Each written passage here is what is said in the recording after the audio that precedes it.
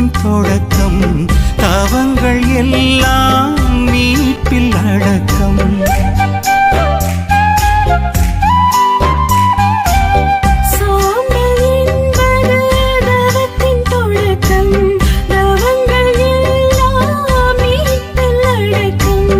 தன்னை உணர்தல் மனதின் திருப்பம், தீரும்